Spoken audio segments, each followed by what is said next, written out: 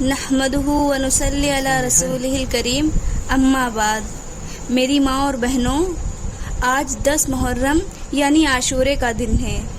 آج ہی کا وہ دن تھا جس نے زمین اور آسمان ہلا کر رکھ دیے۔ میری ماں اور بہنوں، آج سے صدیوں پہلے کی بات ہے کہ چشم فلک نے میدان کربلا میں توحید، بندگی، عشق حقیقی اور وفا کا وہ عملی مظاہرہ دیکھا جو نہ پہلے کبھی دیکھنے میں آیا اور نہ قیامت تک سننے میں آئے گا۔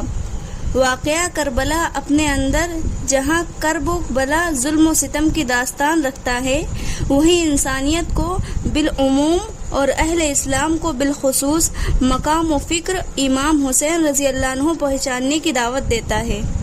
فرمان نبی مکرم صلی اللہ علیہ وسلم ہے، حسین منی وانا من الحسین۔ یہ کہنے کا تو ایک چھوٹا سا کلمہ ہے، مگر اپنے اندر بے پناہ مفہومیت رکھتا ہے۔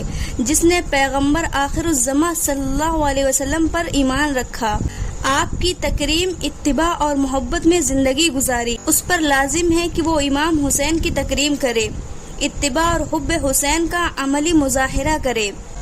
سوال اٹھتا ہے کہ حسین مدینے سے کوفے کی جانب عازم سفر ہوئے تو آخر ان کا مقصد کیا تھا، جبکہ آپ کو بنی ہاشم اور ملت کے دیگر اکابرین نے بہت روکا کہ حالات موافق نہیں ہیں۔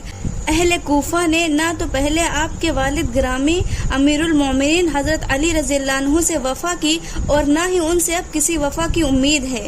بہتر ہے کہ آپ حاکم وقت کے خلاف قیام نہ کریں، مگر آپ نے اپنے مقصد اعلیٰ کو پیش نظر رکھا اور تمام تر خطرات اور تحفظات کو پس پشت رکھتے ہوئے میدان کربلا کی جانب کوچ کیا۔ جناب حسین کا مقصد بنو امیہ کے ظالمانہ اور مطلق العنان نظام حکومت کا خاتمہ اور ان رکاوٹوں اور دیواروں کو توڑنا تھا جو حقیقی نظام الہی کے قیام کی راہ میں حائل تھی۔ کربلا حق اور باطل کے درمیان ایک پیمانہ ہے۔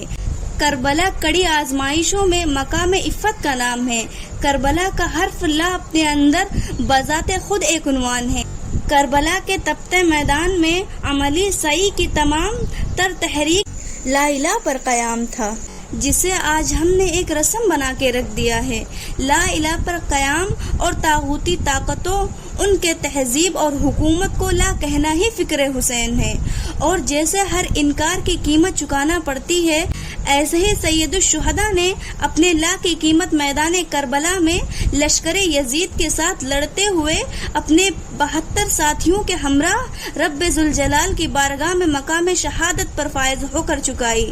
اور ساتھی بھی ایسے کہ جنہیں امام نے خیمے میں اکٹھا کیا اور چراغ بجھا کر انہیں کہا کہ آپ یہاں سے چلے جائیے، میں آپ کو جنت کی ضمانت دیتا ہوں، کل آپ میں سے کوئی زندہ نہیں بچے گا، سب مارے جائیں گے۔ یہاں تک کہ جانثاران حسین کو ان کے مقتل کی جگہ بھی بتا دی گئی، مگر انہوں نے آپ کا ساتھ چھوڑنے سے انکار کیا اور عرض کیا کہ مولا، اگر ہمارے جسم ٹکڑے ٹکڑے کر دیے جائیں اور پھر سے ہمیں زندہ کیا جائے تو پھر ہم بھی آپ کے ساتھ قربان ہونے کو تیار ہوں گے۔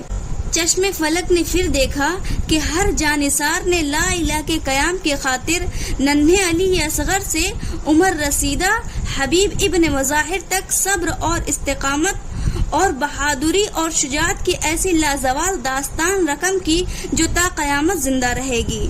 میری ماں اور بہنوں، عزم حسین کو پانے کے لیے ہمیں غم حسین کے ساتھ ساتھ کتاب اللہ اور اہل بیت کے پیغام اور سیرت کو اپنی زندگیوں میں شامل کرنا ہوگا۔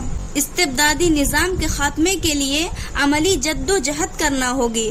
فرقہ بندیوں کو چھوڑ کر اتحاد ملت کو تشکیل دینا ہوگا۔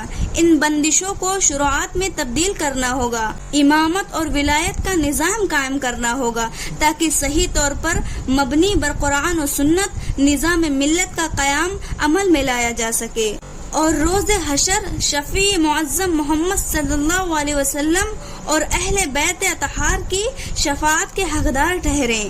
شاعر مشرق حکیم الامت علامہ ڈاکٹر محمد اقبال مفہوم امامت کا درس ان الفاظ میں بیان کرتے ہیں: تو نے پوچھی امامت کی حقیقت مجھ سے، حق تجھے میری طرح صاحب اسرار کرے، ہے وہی تیرے زمانے کا امام برحق، ہے وہی تیرے زمانے کا امام برحق، جو تجھے حاضر و موجود سے بیزار کرے، موت کے آئینے میں دکھا کر رخ دوست، موت کے آئینے میں دکھا کر رخ دوست، زندگی تیرے لیے اور بھی دشوار کرے۔